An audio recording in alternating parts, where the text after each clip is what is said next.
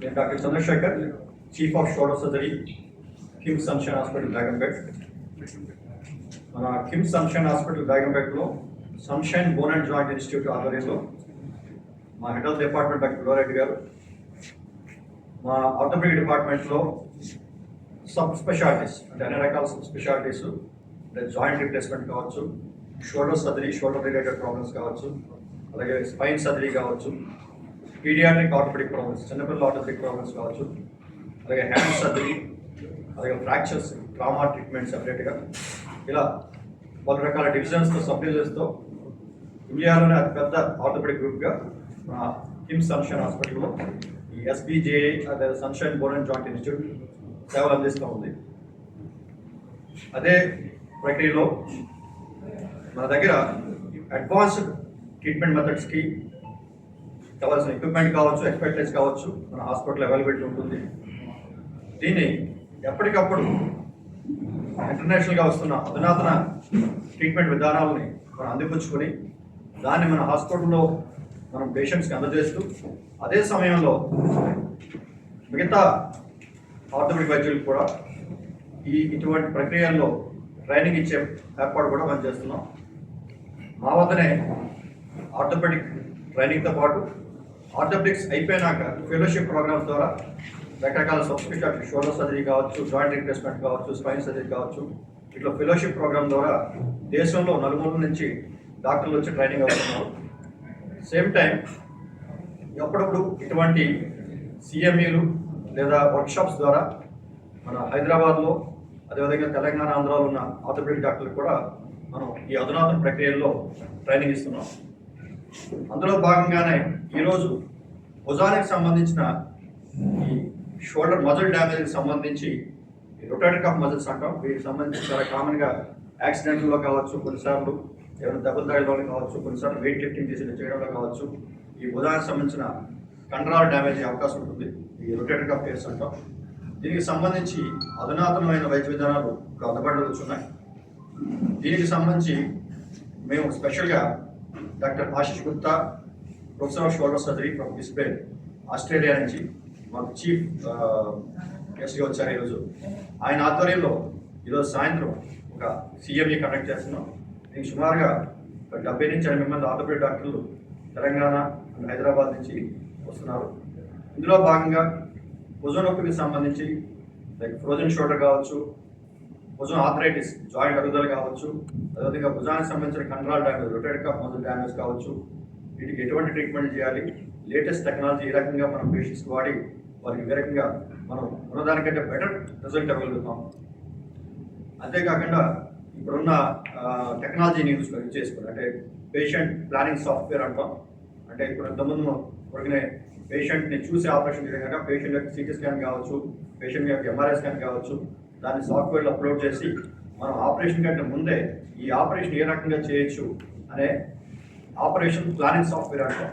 దీన్ని కూడా వాడుతూ పేషెంట్స్కి better and more precise surgery చేసే ప్రక్రియను కూడా మనం నేర్పిస్తున్నాం. సో దీంట్లో షోల్డర్ రీప్లేస్మెంటు, షోల్డర్ యొక్క మజిల్ టేర్, ఇటువంటి సమస్యల్ని, ఫ్రోజన్ షోల్డర్ సమస్యల్ని అధునాతన పద్ధతుల్లో ఏ రకంగా వైద్యం చేయొచ్చనే సమస్య సంబంధించి ఈరోజు ఈ సదస్సు ఏర్పాటు చేస్తాం. దీనికి doctor Ashish Gupta from professor of shoulder surgery from Brisbane, Australia నుంచి వచ్చి and is helping us and we are very thankful to him. Same time మన కిమ్స్ సన్షైన్ యాజమాన్యానికి, మా ఎస్బీజే హెడ్ డాక్టర్ గురువారెడ్డి గారికి ఈ సదస్సు ఏర్పాటు చేసినందుకు, మాకు అవకాశం ఇచ్చేందుకు we are very thankful to him. అంటే కీహోల్ టైప్ సర్జరీస్ అంటే ఇంతకుముందు ఓపెన్ చేసి చేయాల్సిన సర్జరీస్ని మనం వాటిని ఎండోస్కోపిక్గా మార్చి, అంటే అడ్వాన్స్మెంట్స్ ఎలా వస్తాయంటే ఒకప్పుడు 100కి 90 పాలు ఆపరేషన్స్ ఓపెన్ చేసేవాళ్ళు. అటువంటిది ఇప్పుడు భుజానికి సంబంధించి 100కి 90 పాలు ఆపరేషన్స్ మనం ఎండోస్కోపీగా చేస్తాం. ఓన్లీ 10% ఆపరేషన్ మాత్రం ఓపెన్ చేయాల్సి వస్తుంది. అది కూడా ఓన్లీ షోల్డర్ రీప్లేస్మెంట్ మాత్రం ఓపెన్ చేస్తాం. మిగతా ఆపరేషన్ అన్ని మనం ఎండోస్కోపిక్గా చేస్తాం. error ratio in the endoscopic since doctors mana first stage 2% 3% robotic gaani endoscopy gaani what will be the ratio of error rate? How would అర్థం కాదు ఎంతమంది చేస్తున్నారు కదా error options like human errors అంటే హ్యూమన్ ఎర్రర్స్ అనేవి యాక్చువల్గా training అవసరం. Endoscopy విధానం దేనికైనా కూడా అది పొట్టకి సంబంధించిన ల్యాప్రోస్కోపీ కావచ్చు, జాయింట్స్కి సంబంధించిన ఆర్థోస్కోపీ కావచ్చు, ఈ ఎటువంటి ఎండోస్కోపిక్ సర్జరీకైనా కూడా ట్రైనింగ్ అనేది అవసరం. ఈ ట్రైనింగ్ వచ్చినాక నిజం చెప్పాలంటే ఎండోస్కోపీతో ఎర్రర్స్ చాలా తక్కువ ఉంటుంది ఓపెన్ ఆపరేషన్ కంటే. ఎందుకంటే మనం కెమెరాతో చూసి మ్యాగ్నిఫికేషన్లో చూస్తాం, ప్రతి భాగాన్ని 6 రెట్లు మ్యాగ్నిఫికేషన్తో చూసేటప్పుడు ఆ భాగంలో ఉన్న డ్యామేజ్ని కానీ మనం మిస్ కావు. ఓపెన్ సర్జరీ చేసేటప్పుడు కొన్నిసార్లు మిస్ అయ్యే అవకాశం ఉంటుంది. సో ఎండోస్కోపిక్గా చేసే ఆపరేషన్ ఎప్పుడైనా కూడా బెటర్ ప్రెషర్ ఉంటుంది, పేషెంట్కి లెస్ డ్యామేజ్ ఉంటుంది. అంటే మనం జాయింట్ పోయాలంటే మొత్తం ఒక 10 సెంటీమీటర్లు కట్ చేసి ఓపెన్ చేసి మజిల్స్ని కట్ చేసి ఓపెన్ చేయాల్సి వస్తుంది. ఎండోస్కోపీ విధానంలో జస్ట్ ఒక 1/2 సెంటీమీటర్ అంటే 5 మిల్లీమీటర్ చిన్న ఘాటు పెట్టి దాంతో మనం 5 మిల్లీమీటర్ సైజ్ ఉన్న కెమెరాని జాయింట్ పెట్టి ట్యూబ్ తీసుకొని రిపేర్ చేస్తాం కనుక పేషెంట్కి డ్యామేజ్ కూడా తక్కువ ఉంటుంది, టిష్యూ డ్యామేజ్ తక్కువ ఉంటుంది. అంటే నార్మల్ స్ట్రక్చర్స్ మనం డ్యామేజ్ చేయకుండా కేవలం డ్యామేజ్ అయిన పార్ట్ని మనం ఐడెంటిఫై చేసి అక్కడే రిపేర్ చేస్తాం కనుక ప్రెసైజ్గా చేయొచ్చు, పేషెంట్కి లెస్ డ్యామేజ్ చేయొచ్చు, లెస్ పెయిన్ఫుల్గా ఉంటుంది, ఫాస్టర్ రికవరీ ఉంటుంది ఎండోస్కోపీ విధానం. కానీ దీనికి మీరు అడిగే ప్రశ్న చాలా కరెక్ట్. అది ట్రైనింగ్ అవసరం. ఆ ట్రైనింగ్ అనేది చాలా ఇంపార్టెంట్. దట్స్ వేర్ మేము ఈ sunshine Bone and Joint institute అనేది ఇన్స్టిట్యూట్ అంటాం, జస్ట్ హాస్పిటల్ అన్నదాన్ని. ఇన్స్టిట్యూట్ అంటే అర్థం ఏంటంటే it's not only gives treatment but also trains them. So మా దగ్గర ఈ డిఎన్బి ఆర్థోపెడిక్స్ అంటారు, అలా ప్రతి సంవత్సరం 12 మంది ఇక్కడ మన దగ్గర ట్రైన్ అవుతారు. దీంతో పాటు జాయింట్ రీప్లేస్మెంట్లో ప్రతి సంవత్సరం 20 మంది ఆర్థోపెడిక్స్ సర్జన్స్ దేశం నుంచి నలుమూల నుంచి ట్రైనింగ్ అవుతారు. అలాగే షోల్డర్ సర్జరీకి సంబంధించి మా దగ్గర ప్రతి సంవత్సరం 8 మంది దేశం నలుమూల నుంచి తమిళనాడు, కర్ణాటక, గుజరాత్, మహారాష్ట్ర ప్లేస్ నుంచి వచ్చి మన దగ్గర ట్రైనింగ్ అవుతారు. సో ఈ ట్రైనింగ్ అనేది చాలా ఇంపార్టెంట్. ట్రైనింగ్ లేకుండా మనం అధునాతమైన వైద్యం చేయాలని కూడా కరెక్ట్ కాదు. వయసు తోటి ఏమైనా సంబంధం ఉందా సార్ ఈ ట్రీట్మెంట్? లేదండి, యాక్చువల్లీ ఇది అపోహ మాత్రమే. చాలా మంది పేషెంట్స్ మా దగ్గర వచ్చి అడుగుతారు, డాక్టర్ గారు మా ఫాదర్ వయసు 80 ఏళ్ళు మీరేంటి ఆపరేషన్ చెప్తున్నారు, మా ఫాదర్ వయసు 85 ఏళ్ళు మీరేంటి ఆపరేషన్ చెప్తున్నారు అంటారు. వయసుతో సంబంధం లేదు. నేడు ఉన్న ఎనస్థీషియా టెక్నాలజీ కావచ్చు, ఎనస్థీషియా ఎక్స్పర్టైజ్ కావచ్చు, లేదా ఎనస్టిక్ డ్రగ్స్ ఉన్న సేఫ్టీ కావచ్చు, లేదా నేడున్న సర్జికల్ టెక్నాలజీస్ అవి జనరల్ సర్జరీ కావచ్చు, లాప్రోస్కోపిక్ సర్జరీ కావచ్చు, ఆర్థోపెడిక్ సర్జరీ కావచ్చు, షోల్డర్ సర్జరీ కావచ్చు, ఉన్న ఎక్స్పర్టైజ్ వల్ల పేషెంట్స్కి వయసుతో నిమిత్తం లేకుండా సేఫ్గా వైద్యం చేయగలుగుతున్నాం. నిజానికి నేను ఈజీగా షోల్డర్ రీప్లేస్మెంట్ అనేది 75 ఏళ్ళు 80 ఏళ్ళు భయపడి వాళ్ళు చేసిన ఆపరేషన్. వీళ్ళలో చాలామంది భయపడతారు, పేషెంట్స్ కావచ్చు, పేషెంట్ బంధువులు కూడా భయపడతారు ఈ వయసులో ఆపరేషన్ అని చెప్పేసి. కానీ నొప్పితో తీవ్రంగా బాధపడుతున్న పేషెంట్కి మనం వైద్యం చేయాల్సింది ఆ నొప్పి తగ్గించడానికి. మన దగ్గర ఉన్న అడ్వాంటేజ్ ఏంటంటే చాలా వరకు 100కి 90-95% ఆపరేషన్ని లోకల్ అనస్థీషియాలో చేస్తాం. అంటే ఫుల్ అనస్థీషియా అక్కడ, జనరల్ అనస్థీషియా అక్కడ. చాలా వరకు రిస్క్ అనేది ఈ షోల్డర్ ఆపరేషన్ లేకపోతే మోకాల ఆపరేషన్ కంటే ఎక్కువ అనస్థీషియా వల్ల రిస్క్ ఉంటుంది. ఇది లేకుండా మనం లోకల్ అనస్థీషియా అంటే చేతికి మాత్రమే మనం తిమ్మిరించి దాన్ని బ్లాక్ అంటాం, ఆ బ్లాక్లో మనం చేస్తాం కనుక పేషెంట్ మాట్లాడుతూనే కాన్షియస్గా ఉంటాడు, కానీ షోల్డర్కి ఆపరేషన్ అయిపోతుంది.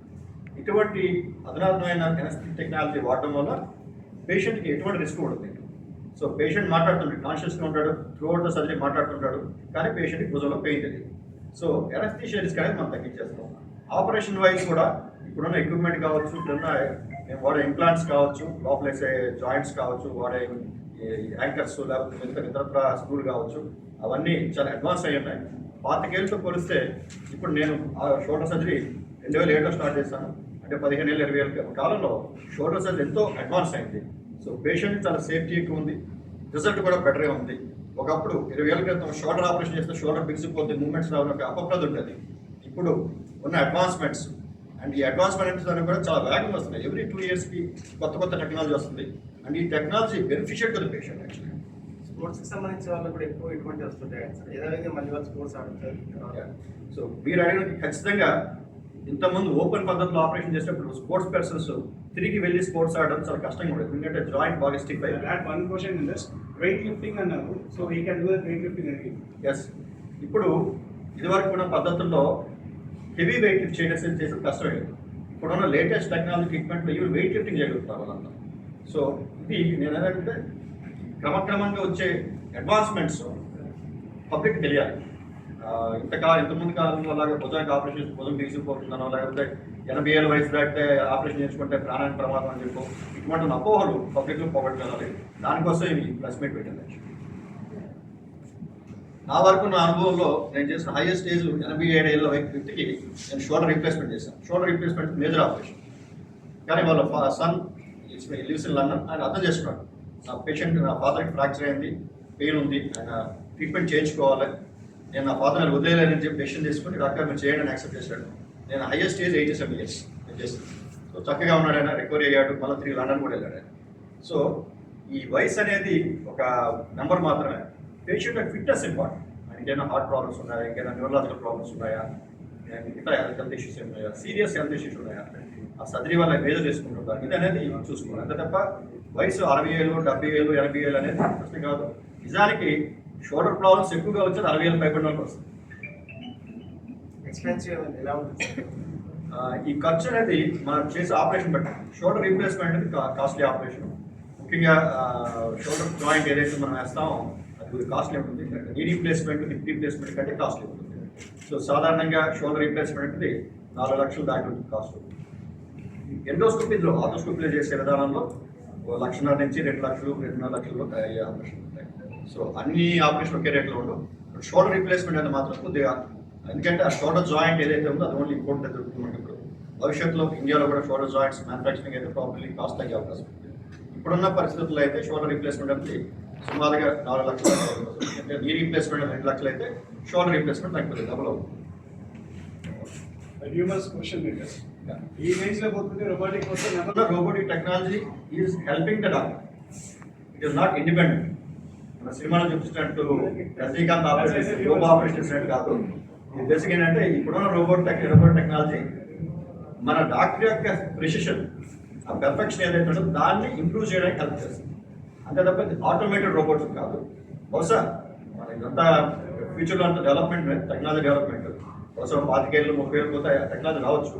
బట్ ఇప్పుడున్న టెక్నాలజీలో రోబోట్ అనేది is helping the doctor to do a better surgery. అదే రిప్లేస్మెంట్ అడిగే క్వశ్చన్కి ఆన్సర్ ఏంటంటే రోబోట్ అసిస్టెడ్ సర్జరీస్ అది మేము చేస్తాము.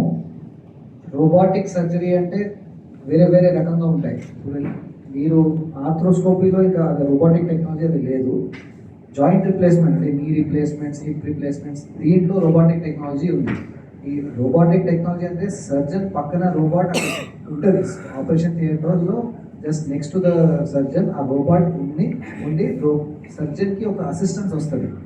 Basically knee replacement, hip replacement మనం ఏం చేస్తాము, డ్యామేజ్ అయిన బోన్ కట్ చేసి ఆర్టిఫిషియల్ మెటల్తో రీప్లేస్ చేస్తాము. ఆ కటింగ్లో యాక్యురసీ పర్ఫెక్షన్ రావాలంటే రోబోటిక్ టెక్నాలజీ మనం వాడి అది చేస్తాము. సో ఆర్థ్రోస్కోపీలో అది రాదు.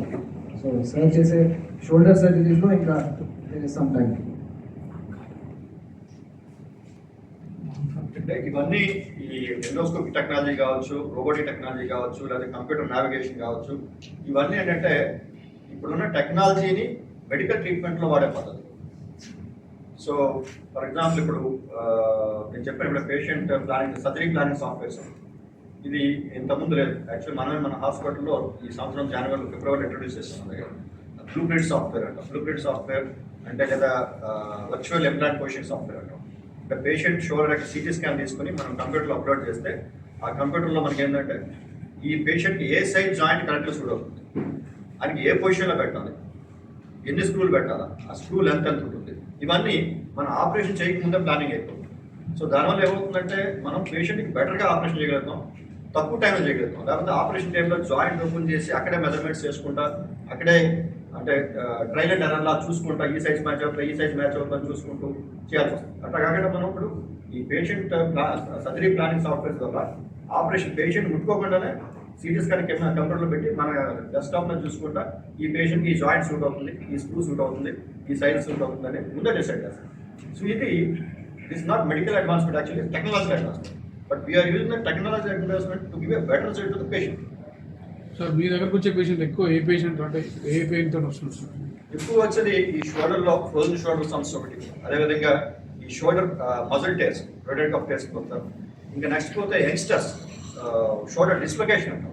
ఈ భుజం జారిపోతుంది, గూడు జారిపోతుంది, జాయింట్ డిస్లొకేషన్ అంటాం. వీళ్ళు ఎక్కువగా వస్తుంటారు.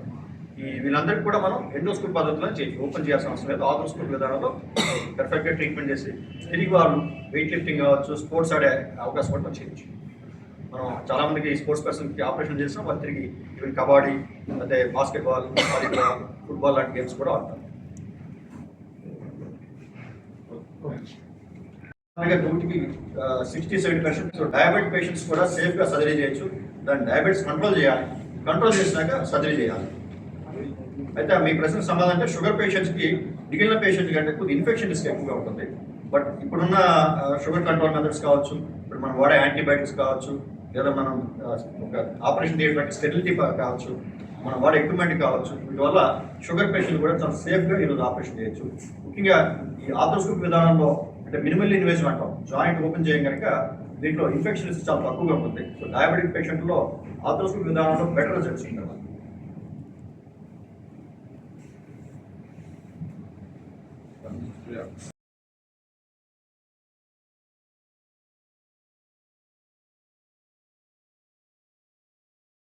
Chandrasekhar, chief of shoulder surgery, KIMS Sunshine Hospital Begumpet. ఈరోజు మేము కిమ్స్ సన్షైన్ హాస్పిటల్ బేగంపేటలో Sunshine Bone and Joint Institute ఆధ్వర్యంలో షోల్డర్కి సంబంధించిన అధునాతన వైద్య విధానాల గురించి ఒక సిఎంఈ కండక్ట్ చేస్తున్నాం ఈరోజు సాయంత్రం. దీనికి చీఫ్ గెస్ట్గా doctor Ashish Gupta, professor of shoulder surgery from Brisbane, Australia వచ్చున్నారు. ఈ సిఎంఈలో మేము షోల్డర్ సంబంధించి భుజాలకు సంబంధించిన ఈ కండరాల డ్యామేజు, లేదా ఫ్రోజన్ షోల్డర్, లేదా షోల్డర్ ఆర్థరైటిస్ అంటాం, షోల్డర్ అరుగుదల కావచ్చు, వీటికి సంబంధించిన లేటెస్ట్ టెక్నాలజీస్, అధునాతన పద్ధతులు ఏ రకంగా వైద్యం చేయొచ్చు, అదేవిధంగా పేషెంట్ సర్జరీ ప్లానింగ్ సాఫ్ట్వేర్, అంటే ఈ పేషెంట్స్కి మనం ముందుగానే సర్జరీ చేయకముందుగానే ఈ ఏ రకంగా సర్జరీ చేస్తే బెటర్గా ఉంటుంది, ఏ సైజ్ జాయింట్ వేస్తే బెటర్గా ఉంటుంది అనేది ముందుగానే మనం సాఫ్ట్వేర్లో అప్లోడ్ చేసి ప్లాన్ చేసి మనం సర్జరీని మోర్ ప్రెసెస్గా ఎగ్జిక్యూట్ చేసే విధానాన్ని కూడా మనం ఇక్కడ ఈ సదస్సులో డిస్కస్ చేస్తున్నాం. ముఖ్యంగా షోల్డర్కి సంబంధించి ఈ రొటేటరీ కఫ్ మజిల్స్ అంటాం, భుజానికి సంబంధించిన కండరాల డ్యామేజ్ ఎక్కువగా ఏర్పడుతుంటుంది, దెబ్బలు తగలడం కావచ్చు, స్పోర్ట్స్ వల్ల కావచ్చు. వీరికి ఈ ఎండోస్కోపీ లేదా ఆర్థోస్కోపీ విధానంలో మనం ఈ రొటేటరీ కఫ్ మజిల్స్ రిపేర్ చేసి వారికి తిరిగి ఫుల్ పెయిన్ రిలీఫ్ని, ఫుల్ స్ట్రెంత్ని ఇచ్చి తిరిగి వెయిట్ లిఫ్టింగ్ కావచ్చు, స్పోర్ట్స్ ఆడే క్యాపబిలిటీని ఇచ్చేదానికి లేటెస్ట్ టెక్నాలజీస్ ఎలా వచ్చినాయని చెప్పి దాని గురించి సదస్సు ఏర్పాటు చేస్తున్నాం. ఇదే విధంగా ఫ్రోజన్ షోల్డర్ కావచ్చు, అలాగే షోల్డర్ డిస్లొకేషన్ అంటాం, అంటే కొంతమందికి భుజం జారిపోతూ ఉంటుంది, డిస్లొకేషన్ అంటాం. వీటికి సంబంధించి ఎటువంటి లేటెస్ట్ టెక్నాలజీ ట్రీట్మెంట్ మనం చేయొచ్చు అనేది మనకి ఈ సిఎంఈలో మనం డిస్కస్ చేయబోతున్నాం. దీనికి సుమారుగా హైదరాబాద్ నుంచి, తెలంగాణ నుంచి, ఆంధ్ర నుంచి సుమారుగా ఒక 70 నుంచి 80 మంది ఆర్థోపెడిక్ సర్జన్స్ అటెండ్ అవుతున్నారు. And we are thankful doctor Ashish Gupta for sharing his knowledge, who has come all the way from Australia to participate in this program. And we thank Kim's Sunshine Management, also Dr. Guruvareddy Garu, our head of Sunshine Bone and Joint Institute, to give us this opportunity to conduct this CM. Thank you. We are thankful to Dr. Ashish Gupta, who is a professor of shoulder surgery from Brisbane, Australia, for coming all the way from Australia to teach our orthopedic surgeons in Hyderabad about the latest advancements in shoulder arthroscopy and shoulder surgery. You want to ask some questions? It's my great honor and pleasure to be here in Hyderabad, and thank you, Dr. Chandrasekhar, for the invite. And I would really like to thank Seronix, which is a big medtech company in India. Together, everybody is really promoting sports surgery and arthroscopic, which is keyhole surgery for the Indian population. So, with the newer techniques, newer devices, and everybody joining forces together from overseas and within India, I think this will benefit the patients of India. So, all of us are here together, shoulder to shoulder, to help the Indian sports diaspora. Thank you. Thank you.